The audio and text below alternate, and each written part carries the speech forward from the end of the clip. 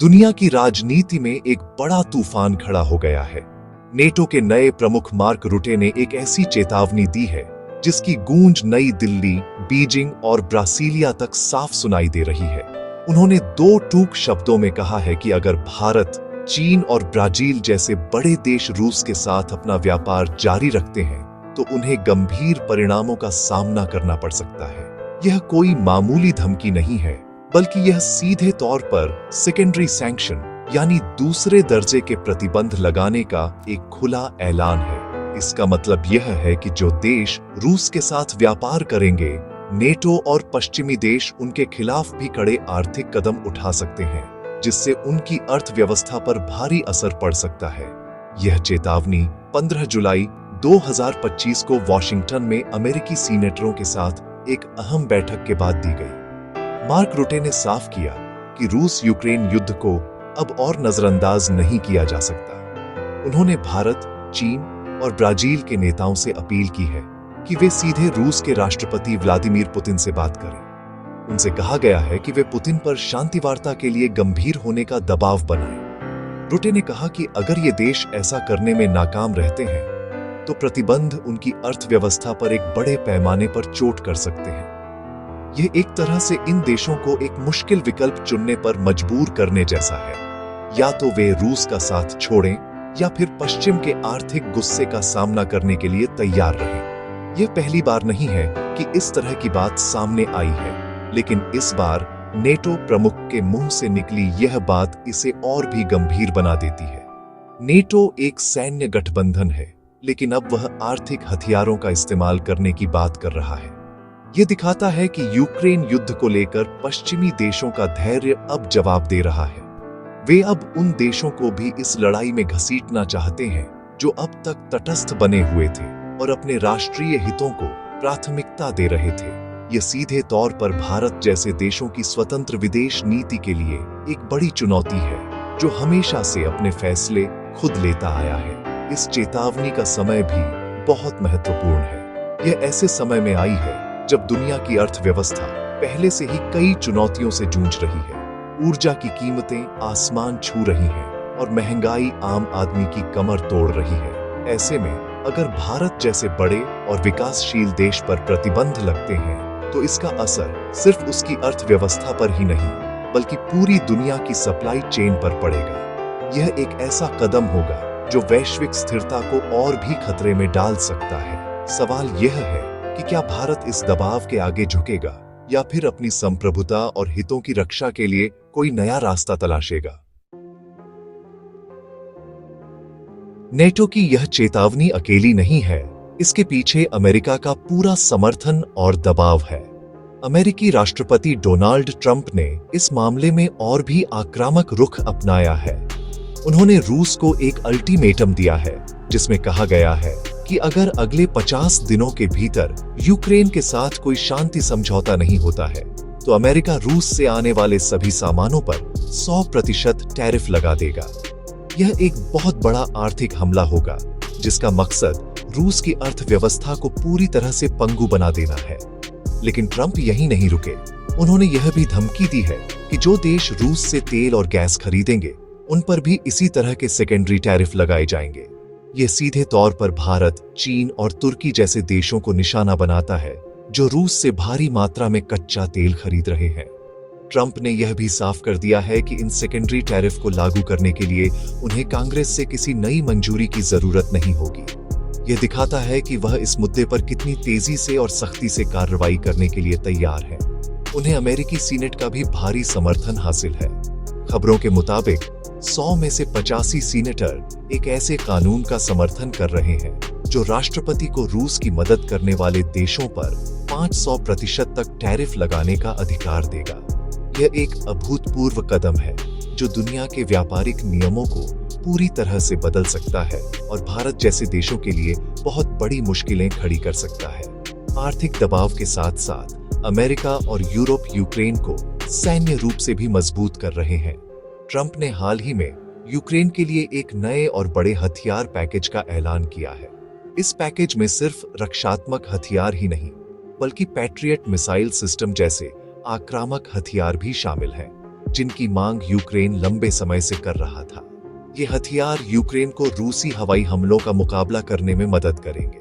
America और Europe के बीच एक नई डील भी हुई है, जिसके तहत अमेरिका यूक्रेन को बड़े पैमाने पर हथियार, मिसाइलें और गोला बारूद देगा, जबकि यूरोपीय देश इस सप्लाई का पूरा खर्च उठाएंगे। इसका मकसद यह सुनिश्चित करना है कि यूक्रेन किसी भी शांति वार्ता में कमजोर स्थिति में न हो। हालांकि कुछ अमेरिकी नेताओं ने ट्रंप के 50 दिन के अल्टीमेटम पर चिंता भी जताई है। रिपब्लिकन सीनेटर थॉम टिलिस ने कहा है कि पुतिन इस 50 दिन की समय सीमा का फायदा उठाकर अपनी सैन्य स्थिति को और मजबूत कर सकते हैं, या फिर बातचीत में अपनी शर्तें मनवाने के लिए इसका इस्तेमाल कर सकते हैं। उन्होंने सुझाव दिया है कि इस 50 दिन की अवधि के दौरान रूस अगर कोई भी नया इलाका कब्जाता है तो उसे शांति वार्ता में मान्यता नहीं दी जानी चाहिए। यह दिखाता है कि अमेरिका के भीतर भी इस रणनीति को लेकर कुछ मतभेद हैं, लेकिन यूक्रेन को समर्थन देने और रूस पर दबाव बनाने के लक्ष्य पर सभी एकमत हैं। नेटो और अमेरिका की इन चेतावनियों का सबसे ज्यादा असर अगर किसी पर पड़ेगा तो वह भारत जैसे देश है। भारत दुनिया की सबसे तेजी से बढ़ती अर्थव्यवस्थाओं में से एक है और हमारी ऊर्जा की जरूरतें बहुत बड़ी हैं। रूस यूक्रेन युद्ध के बाद जब पश्चिमी देशों ने रूस पर प्रतिबंध लगाए तो रूस ने भारत को सस्ते दामों पर कच्चा तेल बेचना शुरू किया। भारत ने इस मौके का फायदा उठाते हुए अपनी ऊर्जा सुरक्षा को सुनिश्चित करने के लिए रूस से तेल का आयात काफी बढ़ा दिया। आज भारत चीन और तुर्की के साथ रूसी कच्चे तेल के सबसे बड़े खरीदारों में से एक है। यह फैसला पूरी तरह से भारत के राष्ट्रीय हितों को ध्यान में रखकर लिया गया था, ताकि देश में पेट्रोल डीजल की कीमतें नियंत्रण में रहें। अब 100% सेकेंडरी टैरिफ की धमकी सीधे तौर पर भारत की इसी ऊर्जा रणनीति पर हमला है। अगर अमेरिका और नेटो अपनी धमकी पर अमल करते हैं तो भारत के लिए रूस से सस्ता तेल खरीदना लगभग नामुमकिन हो जाएगा। इससे भारत को मजबूरन दूसरे देशों से महंगा तेल खरीदना पड़ेगा, जिसका सीधा असर देश की अर्थव्यवस्था पर पड़ेगा। पेट्रोल और डीजल की कीमतें आसमान छूने लगेंगी, जिससे महंगाई और बढ़ जाएगी। इसका असर ट्रांसपोर्ट से लेकर हर तरह के सामान की कीमतों पर पड़ेगा और आम आदमी की जेब पर बोझ बहुत ज्यादा बढ़ जाएगा। यह भारत के आर्थिक विकास की रफ्तार को भी धीमा कर सकता है। यह सिर्फ ऊर्जा का सवाल नहीं है, बल्कि यह भारत की विदेश नीति की स्वतंत्रता का भी सवाल है। भारत ने हमेशा से एक गुटनिरपेक्ष और स्वतंत्र विदेश नीति का पालन किया है। हम अपने फैसले किसी देश के दबाव में नहीं, बल्कि अपने राष्ट्रीय हितों के आधार पर लेते हैं। रूस हमारा एक पुराना और भरोसेमंद सहयोगी रहा है, खासकर रक्षा के क्षेत्र में। ऐसे में पश्चिमी देशों का यह दबाव भारत को एक मुश्किल स्थिति में डाल रहा है। हमें एक तरफ अपने पुराने दोस्त रूस के साथ संबंधों को बनाए रखना है, तो वहीं दूसरी तरफ अमेरिका और यूरोप के साथ भी अपने रणनीतिक और व्यापारिक रिश्तों को बचाना है, जो भारत के लिए बहुत महत्वपूर्ण है। इस स्थिति में भारत को बहुत ही सधा हुआ कूटनीतिक संतुलन बनाना होगा। हमें पश्चिमी देशों को यह समझाना होगा कि रूस से हमारी तेल खरीद हमारी ऊर्जा जरूरतों की मजबूरी है, न कि रूस को युद्ध के लिए आर्थिक मदद देना। साथ ही हमें रूस पर भी यह दबाव बनाना होगा कि वह शांति के रास्ते पर आगे बढ़े। भारत पहले भी कई बार कह चुका है कि युद्ध किसी समस्या का समाधान नहीं है और बातचीत के जरिए ही हल निकाला जाना चाहिए। अब भारत को अपनी इस भूमिका को और भी सक्रियता से निभाना होगा, ताकि हम अपने हितों की रक्षा भी कर सकें और इस वैश्विक संकट को टालने में भी मदद कर सकें। यह पूरा घटनाक्रम वैश्विक कूटनीति में एक नए और खतरनाक मोड़ का संकेत दे रहा है। अब तक जो लड़ाई रूस और यूक्रेन के बीच चल रही थी, वह अब एक बड़े आर्थिक युद्ध में बदलती जा रही है, जिसमें भारत जैसे तटस्थ देशों को भी घसीटने की कोशिश हो रही है। नेटो और अमेरिका का यह कदम या तो आप हमारे साथ हैं या हमारे खिलाफ वाली नीति को दर्शाता है, जो दुनिया को एक बार फिर से दो गुटों में बांट सकता है। यह शीत युद्ध के दिनों की याद दिलाता है, लेकिन इस बार का संघर्ष सैन्य ताकत के साथ साथ आर्थिक ताकत पर भी केंद्रित है। इसका असर सिर्फ कुछ देशों पर नहीं, बल्कि पूरी वैश्विक व्यवस्था पर पड़ेगा। रूस ने इन धमकियों पर अपनी प्रतिक्रिया भी दी है। रूस के उपविदेश मंत्री सरगेई रयाबकोव ने कहा है कि रूस बातचीत के लिए तैयार है, लेकिन किसी भी तरह का अल्टीमेटम अस्वीकार्य है और इससे कोई नतीजा नहीं निकलेगा। यह दिखाता है कि रूस फिलहाल दबाव के आगे झुकने के मूड में नहीं है। ऐसे में यह टकराव और भी बढ़ सकता है। अगर अमेरिका और नेटो अपने प्रतिबंधों पर आगे बढ़ते हैं और रूस पीछे नहीं हटता है, तो दुनिया एक बड़े आर्थिक संकट में फंस सकती है।